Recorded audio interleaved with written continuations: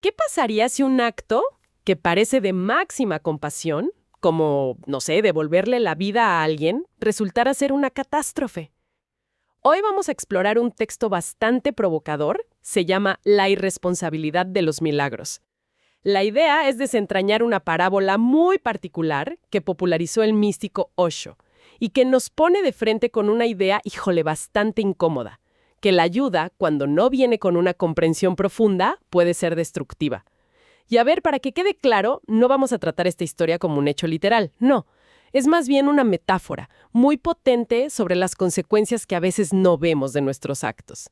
A ver, vamos a entrarle a este tema. Y es que justo ahí está la clave.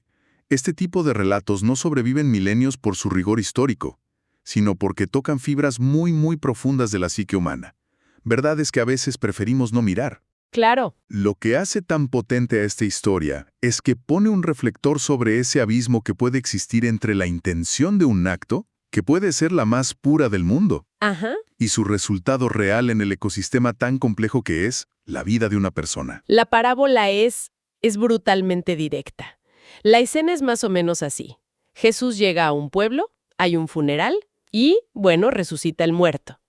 Imagínate la locura, la celebración, el asombro, pero la historia no termina ahí. No, para nada. Unos días después, Jesús encuentra a ese mismo hombre solo, al pie de un árbol, con una soga en la mano, a punto de ahorcarse. Uf. Y la pregunta que le hace es la que todos nos haríamos. ¿Pero por qué? Te acabo de devolver la vida. ¿Cómo es que quieres morir de nuevo? Y la respuesta del hombre es el corazón de toda la reflexión. Con una amargura que casi puede sentir, le explica que el milagro le destrozó la vida. Fíjate, antes de morir, él tenía un lugar en el mundo. Claro, una vida normal. Tenía un oficio, una casa, una esposa, amigos, una identidad dentro de su comunidad. Su muerte, aunque fue un golpe durísimo, representó un cierre, un ciclo natural. Un final. Pero al volver, se convierte en lo que el texto llama un desajuste viviente. Desajuste viviente. Híjole, qué frase. Me llama la atención. El texto profundiza en por qué la gente reacciona con miedo y no con alegría. Uno pensaría que lo celebrarían. Es que toca un miedo fundamental, el miedo a lo que rompe el orden natural de las cosas. Su esposa, por ejemplo, no lo ve y dice, «Qué bueno que volviste». No. Lo ve y piensa que es un fantasma, una aparición, algo que no debería estar ahí. El amor se vuelve terror. Y lo echa de su propia casa. Sus vecinos, que antes lo saludaban, ahora se cambian de banqueta. Nadie sabe cómo tratar a alguien que cruzó la frontera final y regresó. Es un extraño en su propia vida. Exacto. Y ahí es cuando le dice esa frase demoledora a Jesús. Me has dado la vida, sí, pero me has quitado mi lugar en ella. O sea que el milagro devolvió el cuerpo, Ajá. pero borró a la persona. Devolvió la biología, pero no la biografía. Exactamente. Lo fascinante es cómo el texto argumenta que un milagro así no puede restaurar los lazos afectivos, no puede reconstruir una identidad. La esposa ya había empezado a ser la viuda. La comunidad ya había aceptado su ausencia. Su regreso es una disrupción. Caótica. Es como devolver una pieza a un rompecabezas que ya se había reconfigurado sin ella. Ya no embona. Ya no embona en ningún lado. Pero a ver, ¿no es una visión un poco pesimista? A veces una intervención externa es justo lo que se necesita. Si alguien se está ahogando, no le ofreces comprensión, le avientas un salvavidas. ¿Dónde traza la línea este texto? Es una excelente pregunta. Y creo que la distinción que hace el texto es entre una crisis inmediata, física, y un proceso vital complejo. El salvavidas resuelve un problema puntual, la falta de aire. Pero la vida de este hombre no era un problema puntual. Era todo un sistema. Era un sistema de relaciones, de significados, de rutinas. El milagro no vio ese sistema. Solo vio el problema de la muerte y aplicó una solución sin considerar el ecosistema completo. La compasión de Jesús en la parábola fue genuina, pero fue una compasión miope. Vio al individuo, pero no el tejido que lo sostenía. Entiendo. Entonces, el problema no fue la intención de ayudar, sino la ignorancia de las consecuencias. Es una idea que da un poco de vértigo, porque ¿quién puede presumir de ver el tejido completo de la vida de otra persona? Nadie. Y ese es precisamente el punto. El texto lo plantea como una intervención violenta en el camino ajeno. No es una ayuda, es una imposición. Una imposición de lo que tú crees que es bueno para el otro. Justo. Y esto lo vemos todos los días en escalas mucho menores. Es el amigo que, en lugar de escuchar tu dolor por una ruptura, te dice, ya supéralo, vámonos de fiesta. Porque él cree que esa es la solución. Porque no entiende la herida. Lo que se hace por amor, si no nace de una lucidez real, puede terminar hiriendo más. Está cañón. Y si eso es lo que le pasa a una persona, me quedo pensando en el efecto en todos los demás, en la comunidad. ¿Cómo cambia a un grupo de gente ver que las reglas se pueden romper así nomás? El texto argumenta que el efecto es profundamente infantilizador. Infantilizador. ¿Cómo? Y el análisis de Osho sobre esto es muy agudo. Cuando aparece el hacedor de milagros, la gente deja de hacer el trabajo difícil de aprender de la vida. ¿Para qué?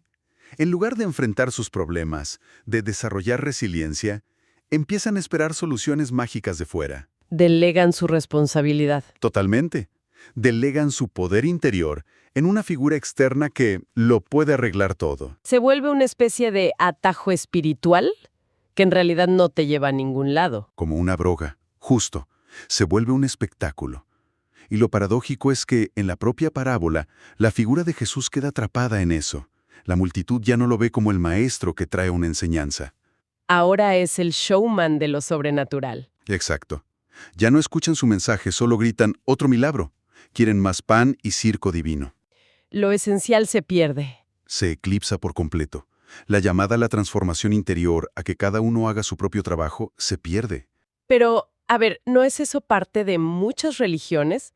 ¿La idea de la fe en un poder que interviene? ¿Acaso este texto no critica la fe misma? Podría interpretarse como no ayudes a nadie para no interferir. Es un punto crucial. Y no, el texto no aboga por la inacción, sino por un tipo de acción diferente. No critica la fe, Sino la dependencia. sino la dependencia que genera una fe mal entendida, la que espera que Dios, o un gurú, o quien sea, te resuelva la vida, la que te vuelve un espectador pasivo. Y aquí es donde la parábola nos lleva a su conclusión más importante. Ok. Entonces, si el milagro espectacular es un desastre personal y un freno para la comunidad, ¿cuál es la alternativa? ¿Qué es un buen milagro según esta perspectiva? El texto hace una distinción clave entre dos tipos de milagro. Primero, está el que ya vimos, el milagro externo, ¿El de Hollywood? el que altera las leyes de la naturaleza, resucitar a un muerto, caminar sobre el agua. Es deslumbrante, es poderoso, pero como vimos, arregla lo de afuera a costa de destruir lo de adentro. Devuelve cuerpos pero no conciencia. Entiendo el milagro externo. Es el que todos conocemos. Pero entonces, ¿cuál es el otro? Porque si la alternativa es solo sentarse a comprender, suena un poco pasivo, ¿no? Para nada es pasivo, de hecho requiere muchísima más energía. El segundo tipo es el milagro interno. Y este, según la parábola, es el auténtico milagro. No consiste en torcer la realidad para que se ajuste a nuestros deseos. Entonces, ¿en qué consiste? Consiste en algo mucho más profundo. En ver el curso natural de las cosas con absoluta claridad. El milagro no es cambiar lo que pasa, sino cambiar radicalmente tu percepción de lo que pasa. Es el milagro de la conciencia. A ver si entiendo. Un milagro externo sería curar a un ciego. Ajá. Un milagro interno sería que el ciego, desde su ceguera, encuentre una paz y un propósito tan profundos que su condición deje de ser una fuente de sufrimiento. Lo has captado a la perfección. El milagro interno es el que libera de verdad, porque la liberación no depende de que cambien las circunstancias externas. Que a menudo no podemos controlar. Exacto. Depende de un cambio profundo en nuestro universo interior.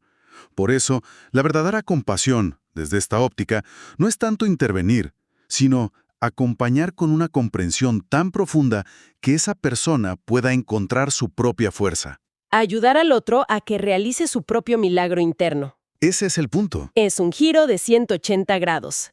El verdadero poder no está en cambiar el mundo, sino en cultivar la conciencia para amarlo como es. Si hacemos un resumen, la idea central de esta parábola no es una crítica a una figura histórica, sino un espejo muy actual. Una advertencia de que nuestras intervenciones, por más buenas que sean las intenciones, pueden ser destructivas si no parten de una escucha radical. El mensaje es que la solución externa, por más espectacular que parezca, nunca va a sustituir la transformación que debe ocurrir por dentro. Exactamente. Y para cerrar, creo que el texto nos deja una pregunta muy personal y, la verdad, bastante incómoda. Nos invita a reflexionar y preguntarnos, ¿en qué momentos, al intentar ayudar o arreglar una situación para alguien más, hemos impuesto nuestra idea de salvación? Uf, sí.